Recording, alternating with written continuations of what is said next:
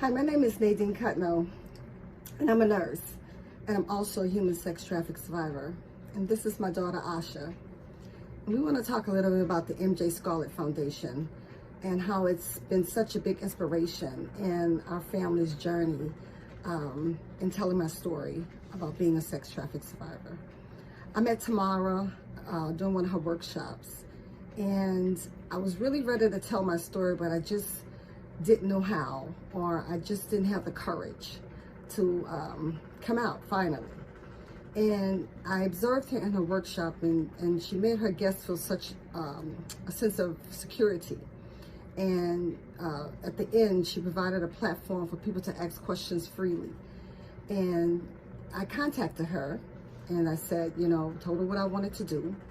And she immediately said, why don't you just come on my show and do it? And at first I was shocked because I was ready, but I didn't know I was ready, if I really was ready. So she arranged for me to come on November the 20th. And in that time, I wasn't sure about telling my daughter. I hadn't shared it with my family. So she gave me the security that I needed. It made me feel reassured. She gave me time to be able to talk to Asha. But the one most important thing that she did was Asha attended her workshops for teenagers on human sex trafficking. And Asha was very engaging, and she was very relaxed during the workshops. And Tamara and I would talk after the workshops. And I began to feel a little bit more comfortable that Asha was ready to handle my story. So when the time came, I did her workshop, came home that evening, and sat Asha down, and I told my story to her. And it's because she had attended Tamara's workshops, I truly believe that it provided her, although she may have been shocked, she may have been hurt, and I'm gonna let her talk about that, but the workshops, I think, provided her with a little bit more knowledge, to where she didn't have all of these stigmas.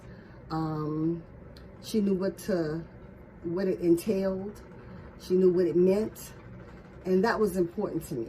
That was important, that my daughter understood my story and that she wouldn't judge me, and that she wouldn't feel alienated or embarrassed by what had happened to me. So Tamara, I can't thank her enough for what she did for my family. My husband has always been very supportive, but he felt very comfortable with me telling my story in the presence of Tamara, because we really were kind of protective about that. Like, we didn't want to be exploited. We didn't want people to take our story and twist it. We wanted the truth to be told. And, my husband said, I think this is the person. And it's just been a blessing. She's been such a blessing for us. It's been quite a journey. November the 20th was my date of rebirth. I'm a new person. I feel very confident. She's assisted me in therapy, getting therapy again in my life, getting my daughter therapy. So we can just never thank her enough for what she did in the MJ Foundation. And I'm gonna let Asha talk a little bit about the workshops and what it did for her. Hi, my name is Asha. I'm a senior in high school. My first workshop that I attended, honestly, I was a little hesitant to attend it because I didn't know what it was about. My mom kind of just signed me up, and she just was like, okay, I think you should go to this workshop and hear, the knowledge that she has to give you. And at first I was like, okay, as a senior, I'm just like, what does that have to do with me? So I went to the first workshop, and she was talking a little bit about how many victims get sex trafficked each year, and how most are women, and we talked about things of that nature. How people in your family are more capable and knowledgeable to sex traffic you more than people who you don't know. So we talked about things like that, and when we first started talking about it, I kind of got a clue of why we were talking about it, but I didn't really fully understand why at the same time. And as I went through my sessions, I became a little bit more comfortable with the talk of sex trafficking, because the first session I was a little uncomfortable because I didn't understand why I was there, or why I needed to get this knowledge. So as the sessions began to go on, I began to understand why I needed the knowledge. And because even though I didn't know at the time that this did happen to my mom, I understood that I was going to college.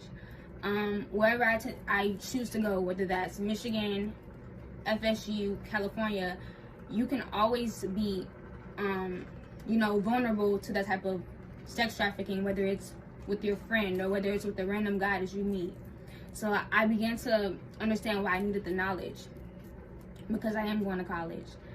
But when my mom actually told me that she was actually sex trafficked, I was a bit surprised, but I wasn't devastated, because in a way that she didn't know, I kind of already knew that she was, and she didn't even know that I knew, because not only because of the sessions that I went through, but because my personal experience of me being sexually assaulted at a young age, I kind of caught into the signs early without her even knowing that I knew the signs. So when she first told me that she was, I was hurt and I was sad, but I understood why she kept it from me.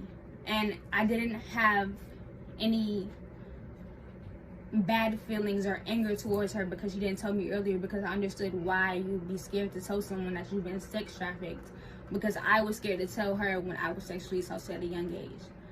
So coming out with something as big as that, not only to your immediate family, but to your daughter, who you also know who's been through that, is really hard to make her understand that, yes, I understand your pain of being sexually assaulted, because I have as well, but I also understand the deeper pain of being hurt by people that you love.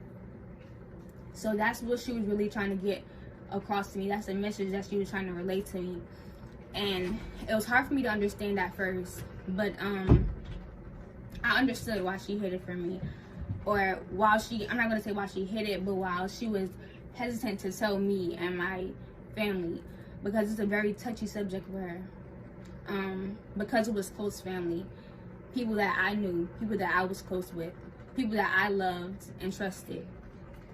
So the seminars, they helped me to understand why she was so hesitant to tell me, but at the same time it helped me understand why she had to tell me, because a part of me growing not only in who I am, but a part of me understanding why she is the way she is with me, and why she speaks so much light into me and speaks so much greatness into me, because she does not want me to go through what she had to go through. So the little things that she does she always says to me, I'm destined for greatness, and things like that. She says those to me to speak wisdom and knowledge and love into me, to let me know that I am loved, and not just say that I'm loved, but show me that I am loved without just saying it, because anyone can tell you that you're loved, even your close family. But with her uncle, he told her that he loves her and he sex trafficked her. So anyone can tell you that they love you, but if you're not showing that love to someone that you love, it's really hard for them to feel it in a way. And it's kind of hard for me to explain sometimes this topic, because of the fact that I've been through it as well, and it's hard for me to talk about it. So yeah, the experience of the seminars and her conversations with me to try to wake me up to what she was trying to tell me was it was very knowledgeable, and I enjoyed it. That was powerful for me to hear her say that. We've never really kind of talked about it like that. But again, Tamara's seminars were just wonderful, and I'm just so grateful to the MJ Scarlett Foundation for what they've done for me and my family. So anytime she needs me to help, to educate, I'm here for her. So thank you, Tamara. Thank you, MJ Scarlett. We love you.